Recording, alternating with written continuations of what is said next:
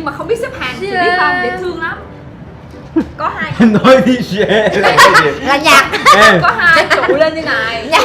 đến bàn viết đi không, xong rồi kêu là người tiếp theo thì không đứng sau lưng, giống như là sợ đứng sau lưng thì không được, đứng qua bên cạnh luôn, cái hàng rào như này đứng qua bên cạnh, đứng cho bằng luôn, nhưng đứng bên ngoài hàng rào cũng được, vì sao Không muốn đằng sau mà muốn xem là đằng trước đang làm gì, hiểu không? đi ra ngoài bên cạnh đứng như này, xong rồi kêu cô ơi số mấy, Đến rồi, chú kêu tôi đến rồi. ra sau xếp hàng, sao cô có xếp hàng nhìn mà vẫn không xếp hàng, vẫn đứng đó vẫn nhìn lấy mà người kia mà đi lại bước ngang qua luôn, không xếp hàng. Và Bảo vệ không đọc chữ.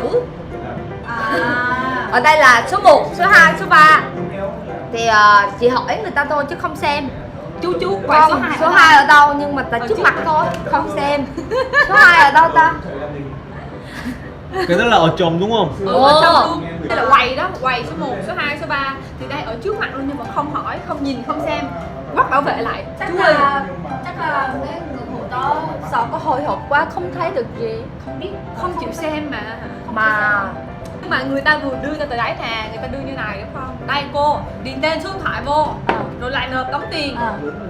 Là sao chú, bây giờ mình ghi tên ở đây, ghi số điện thoại, đúng rồi, đi xuống dưới kia, cái bút viết số điện thoại, viết tên rồi lên đây nộp tiền. Là bây giờ mình xuống dưới kia mình viết. Xong thực ra là security rất xong rồi kêu lại tức mà, tại vì đã nói thì sao hỏi tới 3 lần. Cô còn nói tiếng Việt mà, cô có hiểu không? Nói tiếng Việt. Rồi hỏi lại đi viết đi. Nói như vậy thì đi xuống viết, xong lên xong rồi lại hỏi tiếp. Chú ơi, viết xong rồi bây giờ làm sao? Đã nói là rồi bây giờ đến đây nộp tiền, đã chỉ thế này. Đến đây hả? Nộp tiền ở đây hả? Ok, bây giờ em reading là cái gì? là chung điện thoại. Nói chung mà 5 phút thì lụng ngủ đó chị biết không? Lụng như này ngủ Mệt quá mà. còn em thì bên đây là cứ ngồi điện thoại kêu Chỉ có cái này hoài. thấy thăm chồng không? Với lại bên đây là điện thoại là đinh đòn đinh đòn đinh đòn á, đang nói chuyện. Em tập trung đi. Trời ơi, tập trung đi. Từ đây Đang nói thôi chuyện rồi nói mà. tiếp đi, xong rồi Trời ơi như này nè, nói chuyện tiếp đi, như vậy là sao? Nói chuyện. tập trung đi.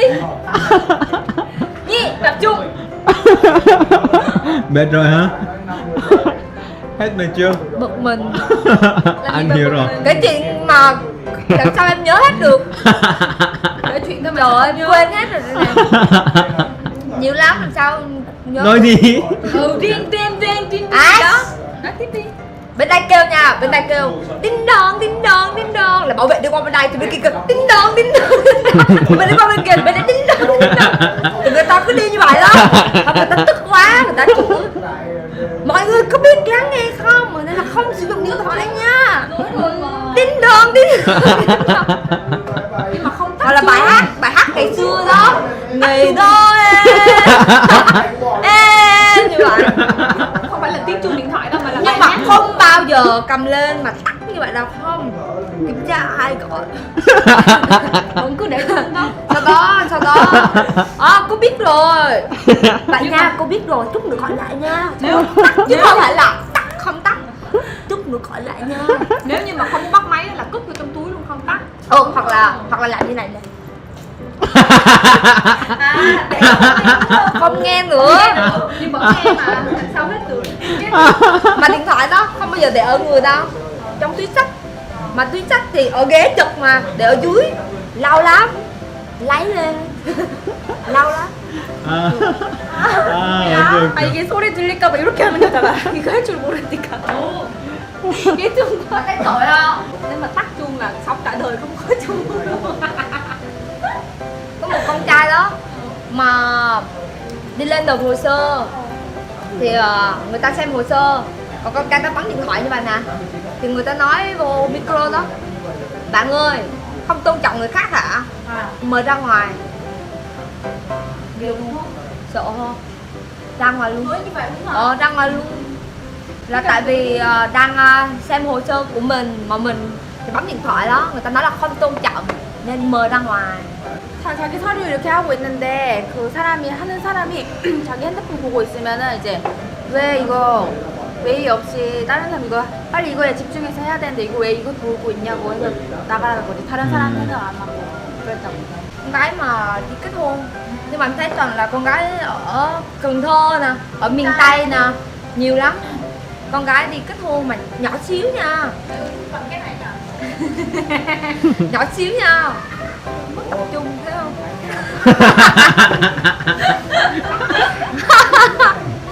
À, quên mất cái gì rồi, quên mất cái gì kể rồi ta. À, còn lừa người ta nữa. Được cái gì? Bảo vệ đó, em thấy nha, hết số rồi. Một ngày là khoảng 80 số thôi đúng không? Mà lúc mà em đợi đó là đã 71 số rồi. Đúng rồi. Là chỉ còn 9 người thôi đúng không? Dễ thương. Mà mấy người lớn tuổi đó, Azuma đó ngồi ở phía bên này là phải 20-30 người nữa mới tới mình. Ngồi đợi số. Thì bảo vệ đến nói như vậy nè, hôm nay có cơ hội nha. Thì cô kia nói thiệt hả? Tại sao có cơ hội? Bình thường là cỡ như cô là không có cơ hội có số đâu. Nhưng mà hôm nay chắc là cô có cơ hội. Tại vì hôm qua là 80 số mà hôm nay mới 71 thôi. Chắc chắn sẽ đến lượt cô. Ba người đứng vui như vậy nè, không bao giờ đó. Thì tại sao nói sợ? Không biết. Không biết nhưng mà là như vậy đó. Người ta vui. Cảm ơn chú nha. Trời ơi. Là cuối cùng qua đây không làm được. Không biết, em không biết. không được đó. Lúc mà em đi về rồi. Không bao giờ. Nhưng mà buổi chiều thì người ta có xếp hàng không? Xếp hàng. Nhưng mà đó là những người ngu, không biết gì hết. Giống như em lần đầu tiên Đúng rồi. nghĩ là buổi sáng xong rồi thì buổi chiều mình đi thôi. Nhưng mà không, buổi sáng còn không được thì làm sao có buổi chiều. Buổi chiều cũng cho vô bình thường. Buổi Xong chiều rồi thì cho vô và đứng và ngồi và đi về. Tại vì buổi sáng người ta đã biết là đi về thì người ta đã đi về rồi. Thì buổi chiều sáng là xong rồi hả? xếp Có là hàng. một ngày sẽ có 60 hồ sơ cho về, sẽ nhận 60 hồ sơ về du lịch. Nếu như không có đông mà buổi sáng đã đủ 60 hồ sơ rồi thì buổi chiều không còn hồ sơ để không nhận nữa.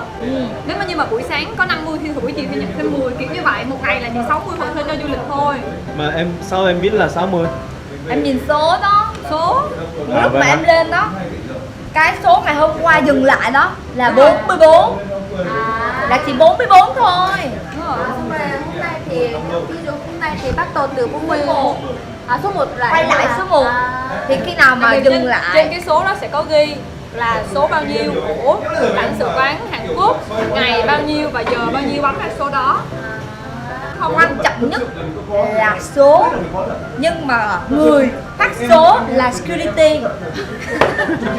Đúng không? Có nghĩa là sẽ có một cái trụ Anh muốn bấm vô số thì anh phải có số, nhưng mà người đứng ở đó giữ Đúng rồi. số và cho anh số là security. Đúng rồi.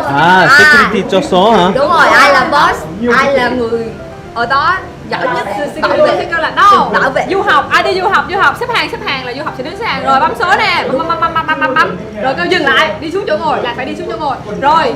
Du học đâu, làm gì du lịch đâu, lên đây bấm số bấm tới tự nhiên tới thẳng thì kêu thôi hết số đi về Em chỗ ơi, là đi về. bây giờ chưa được đứng ở tay đợi nha, thì chị dám lên lấy không? 그러니까 그 얘기는 이제 다른 사람들이 와서 그냥 자기가 직접 하려고 하면 그 사람을 막아서 보낸다고. 그러니까 내가 해줄 테니까 너는 가만히 있으라고 해서 내보낸다. 이 말 뜻이야.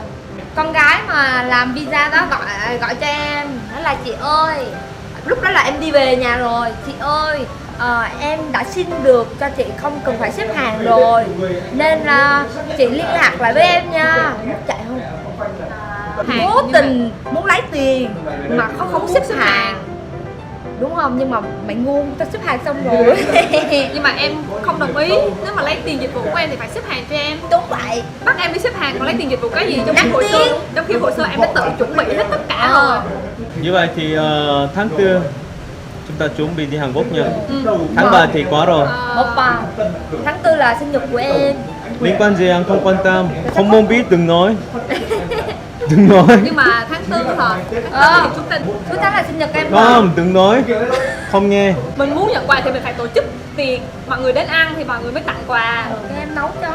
Thì là em sẽ nấu. cũng làm qua cử làm.